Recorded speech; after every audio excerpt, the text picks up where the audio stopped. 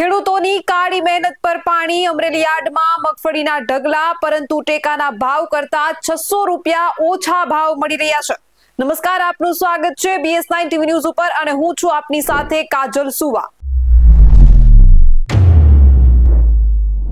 અમરેલી જિલ્લાના ખેડૂતોને આ વર્ષે મગફળીનો મબલખ પાક હોવા છતાં પોષણક્ષમ ભાવો ન મળતા ભારે નિરાશા વ્યાપી છે. અમરેલી, સાવરકુંડલા સહિતના માર્કેટયાર્ડોમાં મગફળીની આવકના ઢગલે ઢગલા જોવા મળી રહ્યા છે, પરંતુ સરકારે નિર્ધારિત કરેલા ₹1452ના ટેકાના ભાવ સામે ખુલ્લા બજારની હરાજીમાં ખેડૂતોને માત્ર 800 થી 1000 રૂપિયા જેટલા નીચા ભાવ મળી રહ્યા છે.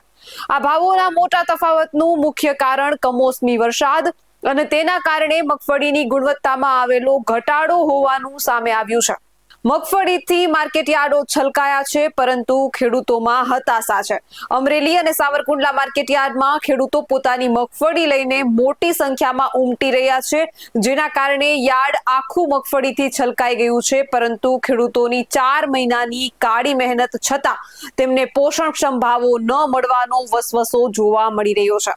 ખેડૂતોની વ્યથાની જો વાત કરવામાં આવે તો નેસડીના એક ખેડૂત સાથે મીડિયા જ્યારે વાત કરે છે ત્યારે ધનજીભાઈ પાનસરિયા નામના ખેડૂત કહે છે કે અભરામપરાના કિશોરભાઈ જાદવ જેવા અનેક ખેડૂતોએ પોતાની વ્યથા વર્ણવતા જણાવ્યું કે મોંઘા દાટ ખાતર અને બિયારણનો ઉપયોગ કર્યા બાદ પણ જાહેર હરાજીમાં માંડ ₹800 થી 1000 સુધીનો ભાવ મળી રહ્યો છે. ટેકાના ભાવ ₹1452 કરતા 500 થી 600 રૂપિયા ઓછા છે. આનાથી તેમની મહેનતનો ખર્ચ પણ નીકળવો મુશ્કેલ બની ગયો છે.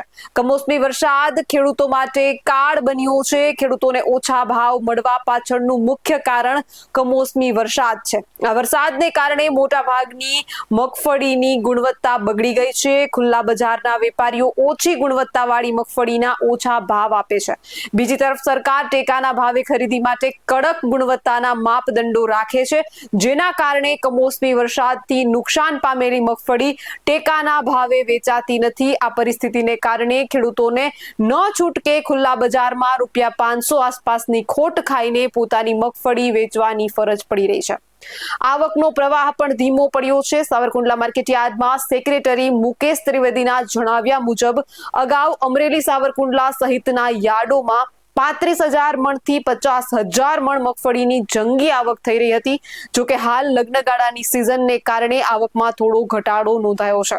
તેમણે વધુમાં જણાવ્યું છે કે ખેડૂતોને ટેકાના ભાવ ₹1452 મળી રહ્યા છે, પરંતુ ખેડૂતોની મગફળી કમોસમી વરસાદને લીધે બગડી છે.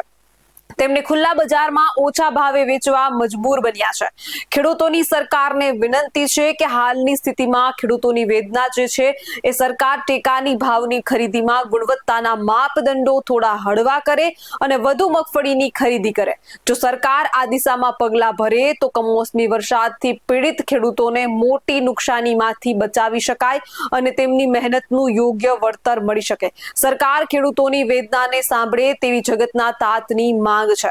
આવા જ વધુ અહેવાલ સાથે મળતા રહીશું. તમે અમારી YouTube ચેનલને સબસ્ક્રાઇબ કરવાનું અને અમને Facebook અને Instagram પર ફોલો કરવાનું ચૂકશો નહીં. બાકી અવનવી અપડેટ મેળવવા માટે આપ જોતા રહો BS9 ટીવી ન્યૂઝ. જય જવાન, જય કિસાન.